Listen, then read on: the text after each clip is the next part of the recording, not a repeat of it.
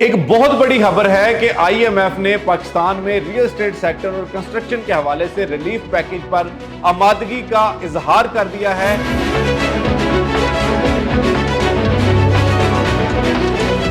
ये पैकेज कब तक मुतवक्के है, इसका ऐलान कब किया जाएगा और इससे कौन सी हाउसिंग सोसाइटीज को, किस तरह की रियल एस्टेट को और किन लोगों को फायदा होगा।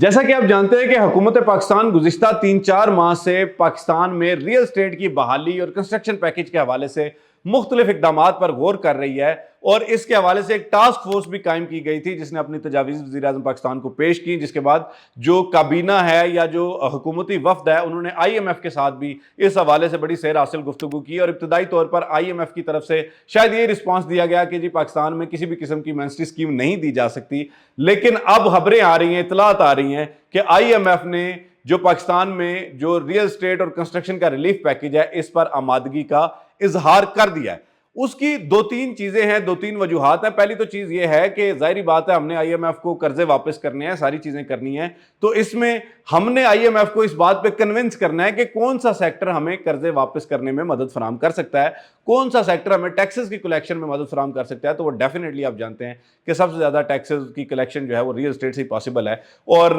गुज़िश्ता जब इस सियासी अदम इस्तेहकाम पाकिस्तान में आया तो उसके बाद आप जानते हैं कि ज़्यादातर लोगों ने जो है वो पाकिस्तान की रियल एस्टेट मार्केट में इन्वेस्टमेंट करना छोड़ दिया था, खुसूसन जो ओवरसीज पाकिस्तानी।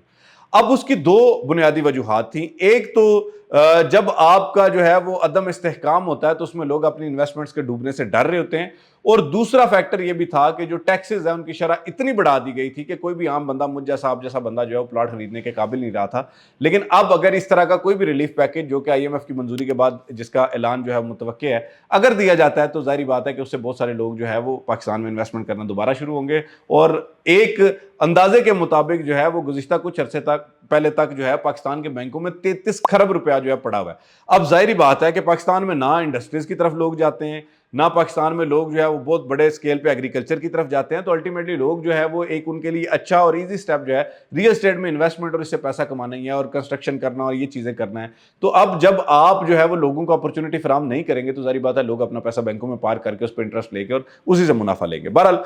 अब जो दूसरा और अहम नुक्ता है वो ये है कि जी इसका ऐलान कब किया जाएगा और कब तक मुतवक्के है। इस हवाले से जो मुख्तलिफ ज़राए से हमारी बात हुई और हमने जो है वो डिस्कशन की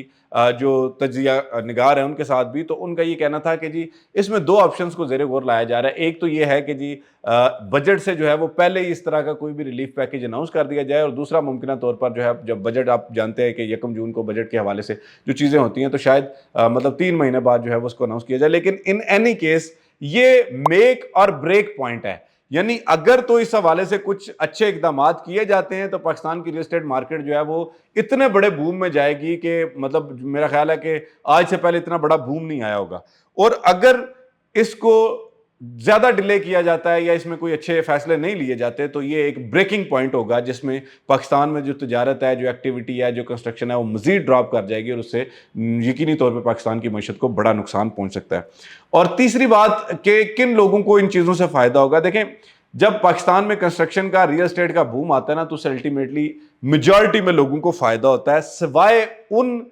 नौसरबाज लोगों को, नौसरबाज डेवलपर्स को जिन्होंने सिर्फ पब्लिक मनी को लूटा है और वो कुछ भी डिलीवर नहीं करना चाहते, वो कोई भी अमली तौर पे काम नहीं करना चाहते। आप देखें, लोग कहते हैं जी रियल एस्टेट के हालात बहुत ख़राब हैं, पाकिस्तान में सोसाइटीज़ नहीं बन रही। दो तरह की सोसाइटीज़ हैं, एक वो सोसाइटीज़ हैं जिन्होंने इन हालात में भी इतने अच्छे तरीके से काम किया। आप फैसल टाउन को देखें, आप कैपिटल स्मार्ट सिटी को देखें, आप लाहौर स्मार्ट सिटी को देखें, और मुतअद्दिद ऐसे बहुत सारे प्रोजेक्ट्स हैं जिन्होंने बहुत बड़े स्केल पे काम किया है, इवन इन चैलेंजिंग हालात में भी। और बहुत सारे लोग ऐसे भी हैं जिन्होंने अरबों रुपया लूटने के बाद लोगों से जो है वो उनकी साइड पे आज आपको एक मशीनरी भी काम करती हुई नज़र नहीं आती। तो हम जो है वो किसी का नाम नहीं लेते, किसी को पॉइंट आउट नहीं करते, क्योंकि इससे लोगों के जज्बात को ठेस पहुंचती है। लेकिन यहाँ पे अब ये भी आपको सोचना पड़ेगा कि जो रियल एस्टेट की डायनामिक्स है वो चेंज हो गई हैं। सिर्फ क्रेडिबल अच्छे प्रोजेक्ट्स ही आगे चल पाएंगे, चाहे बूम आए, चाहे जो है वो जितना मर्जी बूम आ जाए, सिर्फ वही प्रोजेक्ट्स चलेंगे जो अच्छे और क्रेडिबल प्रोजेक्ट्स होंगे। तो इससे जिन लोगों की इन्वेस्टमेंट्स अच्छे प्रोजेक्ट्स में उनको तो फ़ायदा डेफिनेटली होगा, और जिनकी नहीं है